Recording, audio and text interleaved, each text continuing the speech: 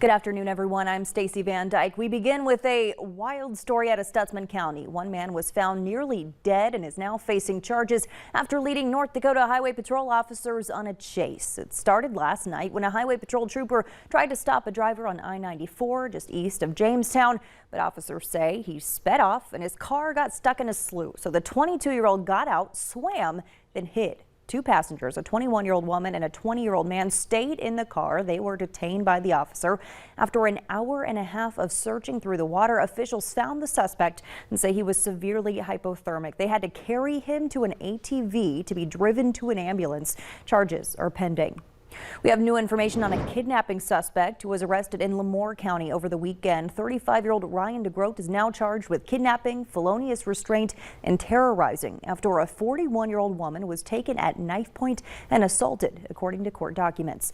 Law enforcement used cell phone data to track them down at a rest area just north of Edgeley early Saturday morning. DeGroat is expected to be in court next month.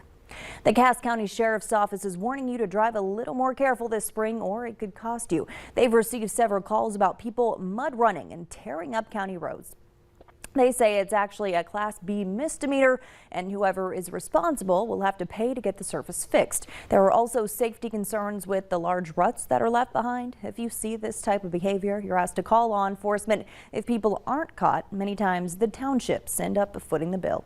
Hutch joins us now with a first look at your forecast. Hutch? Oh, we have flakes flying across central Minnesota out to the east, and for us, we've enjoyed a pretty fair day after a cold start. Nonetheless, a few clouds drifting overhead, and it has been breezy, but the brunt of this system impacting southern Minnesota, central Minnesota, and the Arrowhead, where you see the dark blues in and around Duluth. That's the heavier band of snow, and travel on I-94 between here and the Twin Cities will bring some challenges, but we're not getting a lot of accumulation on road surfaces thanks to our recent warm weather. We do have, though, snowfall accumulating on grassy areas to the tune of a few inches in northern and eastern portions of Minnesota. Look at your temperature. Fargo 47 degrees. It's 10 degrees cooler in the Devil's Lake Basin and Langdon 42, Thief River 41 in Grand Forks and 46 for Oaks heading into the evening. As we've warmed up, the river levels continue to rise. The good news is that most of our rivers are going to be minor to moderate stage flooding. Now, as that melting is continuing, the ground absorbing quite a bit. The Buffalo, south branch of the Buffalo near Sabin, still a problem. The Maple River, as well as the Cheyenne River in and around the West Fargo area. The Wild Rice River up in the Ada area, as well as the Red Lake River moving through Crookston, dumping into the Red near Grand Forks. All of these rivers are approaching that action stage and flood stage. So we're going to have active rural overland flooding over the next few days. And the Red River in Fargo expected to crest here in that, well, as we go through the weekend, in that moderate stage, well below major stage. So some good news there as our warming and spring-like weather continues. Your forecast in a moment. All right. Thanks so much, Hutch. In the battle for Ukraine, Ukrainian troops are holding their own, but Russian missiles are still inflicting heavy damage across the nation. Deborah Alfarone has the latest from Washington, D.C. Doctors cleared rubble at their damaged psychiatric hospital in the city of Mykolaiv. Ukrainian officials say 3 people died when Russian missiles slammed the building on Monday.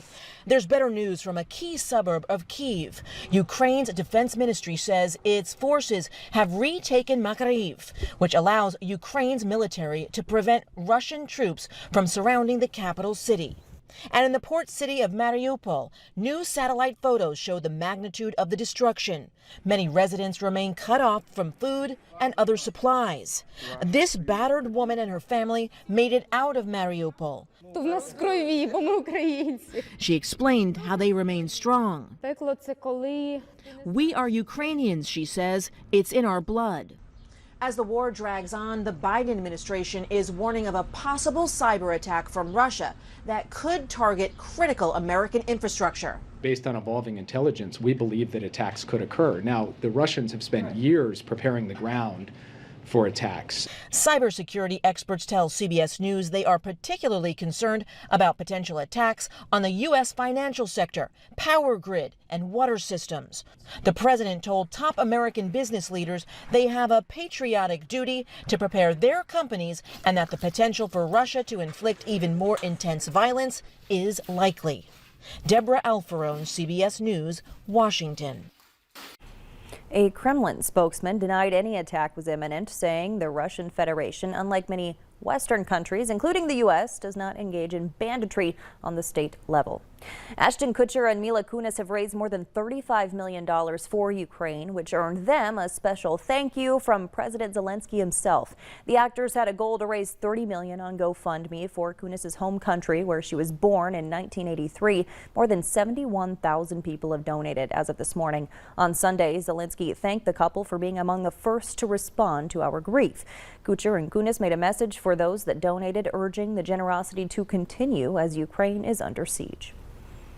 As funding continues to come in, we're going to treat every dollar as if it's being donated out of our pocket, with respect and honor for the work that went into earning it, with the intent of love through which it was given, and the desire for it to be maximized for positive outcome for others. The money raised will be donated to Flexport, an organization that's shipping relief supplies to refugees, and to Airbnb, which is providing free housing to refugees fleeing Ukraine. The company also pledged to donate $3 million of their own money. The White House says it's out of money to keep fighting COVID-19. The Biden administration says if Congress doesn't approve more funding, it's run out of money for testing, treatment, and vaccines. Lawmakers have been debating additional funding to fight the pandemic, but so far have not been able to reach a deal. This comes as COVID cases rise again in Europe, and top health officials expect increases in the U.S. too. Dr. Fauci says the U.S. will likely see an uptick, but not a surge. The BA.2 variant is more contagious than the original Omicron subvariant, but possibly less severe. Fauci cautioned that the U.S. needs to be prepared for the possibility of another variant in the future, which means building up supplies of antivirals, tests, and vaccinations.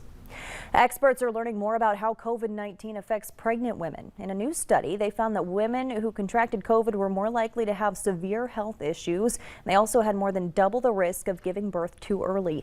Scientists are still learning more about how this affects the baby, so they're recommending doctors keep a close eye on babies whose mothers got COVID.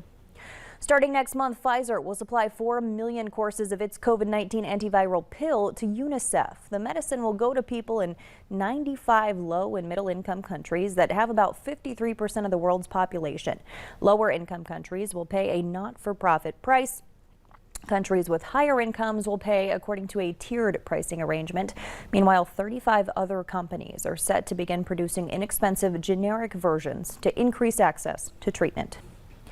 It's day 2 of 4 days of confirmation hearings for Judge Ketanji Brown Jackson to be the next Associate Justice of the Supreme Court. Today, Jackson, who described herself as, quote, an independent jurist, faced tough questions from members of the Senate Judiciary Committee. The federal judge was also pressed on her past cases and her judicial philosophy. My judicial philosophy is to rule impartially and to rule consistent with the limitations on my authority as a judge. Senate Republicans have characterized Judge Jackson as soft on crime and questioned her past sentences in child pornography cases. Senate Democrats say they're confident they have the votes to confirm Judge Jackson, and they want to wrap up the confirmation process early next month. As March Madness continues, a group that advocates for college athletes, the NCPA, filed a federal complaint today saying NCAA rules prohibiting schools from compensating athletes disproportionately impacts black students. They claim Division I schools are violating the civil rights of black basketball and football players by prohibiting compensation. Citing a 2018 study, the complaint says black men made up roughly 2% of undergrad students enrolled at these 65 universities in the Power 5 conference, but comprised nearly 56% of both men's basketball and football teams.